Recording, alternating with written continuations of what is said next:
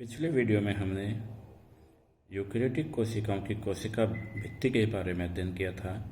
इस वीडियो में हम यूकेरियोटिक कोशिकाओं के जीवद्रव्य के बारे में पढ़ेंगे। जीवद्रव्य नाम पुरकिंजे और वान मोहल ने दिया था। जीवद्रव्य में जीवद्रव्य कला, कोशिका द्रव्य, केंद्रक और अन्य कोशिकांग सम्मिलित किए जाते हैं। हेक्सले ने इसे जीवन का भौतिक आधार बताया। अध्ययन की दृष्टि से जीवद्रव्य को दो भागों में बांट सकते हैं हम, कोशिका द्रव्य और केंद्रक। कोशिका द्रव्य शब्द सर्वप्रथम स्टार्स बर्गर ने दिया। कोशिका भित्ति व केंद्रक के अलावा शेष बचे जीवद्रव्य को कोशिका द्रव्य कहते हैं। इसे दो भागों में बांट सकते हैं, जीवद्रव्य कला या प्लाज्मा मेम्ब्रेन। नंबर 2, मध्य द्रव्य या मेसोप्लाज्म। जीवद्रव्य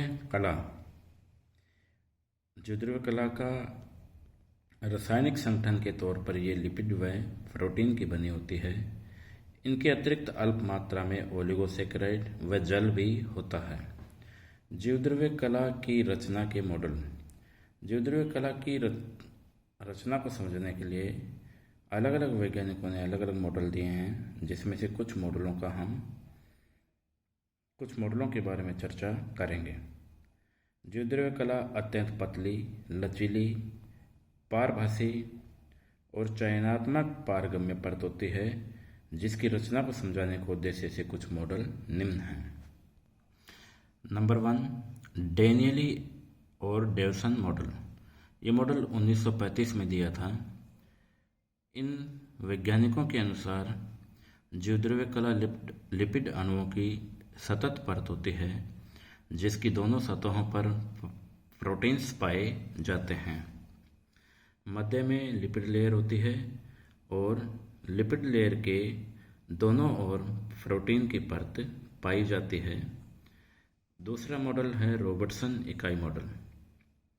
इस मॉडल के अनुसार जीवद्रव्य कला 3 स्तरीय मोटी झिल्ली होती है, जिसमें 2 बाह्य परतें प्रोटीन्स की बनी होती हैं और मध्य में लिपिड की द्विस्तरीय परत फास्फोलिपिड की बनी होती है। लिपिड की दोनों परतें पास पास होने के कारण एक परत प्रतीत होती है, यानी ये पास पास स्थित होती हैं, जिसकी वजह दिखने में एक परत के रूप में दिखाई देती हैं। इसलिए 2 प्रोटीन परतों को मिलाकर यह 3 स्तरीय दिखाई देती है, जिसे यूनिट मेम्ब्रेन नाम दिया है।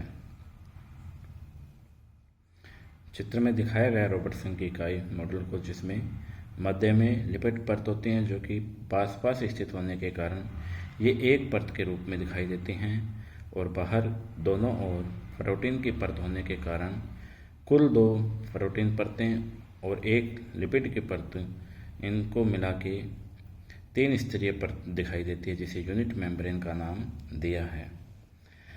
थर्ड मॉडल है तरल मोज़ेक मॉडल। इस मॉडल को सिंगर एवं निकोलसन ने 1974 में दिया था। इसे iceberg of proteins in sea of lipid के नाम से भी जाना जाता है। इसके अनुसार जीवद्रव्य कला लिपिड एवं प्रोटीन्स की बनी होती हैं। लिपिड के अणु अर्ध तरल अवस्था में प्रोटीन्स के साथ व्यवस्थित रहते हैं। इसमें समाकल प्रोटीन्स जो लिपिड परत में धसे हुए और परिधीय प्रोटीन्स जो लिपिड की सतह पर रहते हैं। लिपिड की द्वितीय परत में ध्रुवता पाई जाती है और वसा अणुओं का जलप्रिय सिर भाग बाहर की ओर और जल विरागी यानी इनका जो पुच्छ भाग है वो भीतर की ओर रहता है। और तरल अवस्था में समाकल प्रोटीन्स कला को मोज़ेक या चितकबरा स्वरूप प्रदान करते हैं। नेक्स्ट है जीवद्रव्य कला के कार्य। अर्धपारगम्य होने के कारण विभिन्न पदार्थों का परिवहन हो सकता है। इसमें से पुनरुत्भवन द्वारा कटे हुए भागों की मरम्मत करती है ये। इसके अलावा प्रोटीन्स, गोंद, टेनिन लिग्निन, काइटिन आदि पदार्थों का स्रावण किया जाता है इसके द्वारा। दूसरा भाग है मध्य द्रव्य मेजोप्लाज्म।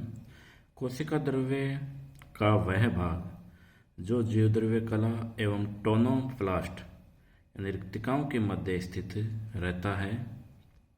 इसे 3 भागों में बांटते हैं। मेजोप्लाज्म को 3 भागों में बांटते हैं। काचाभ द्रव्य, दूसरा उपापचयी रूप से सक्रिय कोशिकांग, तीसरा उपापचयी रूप से निष्क्रिय कोशिका अंतर्वस्तुएं। काचाभ द्रव्य तरल भाग को कहते हैं। इसमें एंजाइम्स, स्टार्च कण, वसा गुलिकाएं, प्रोटीन और खनिज लवण शामिल होते हैं।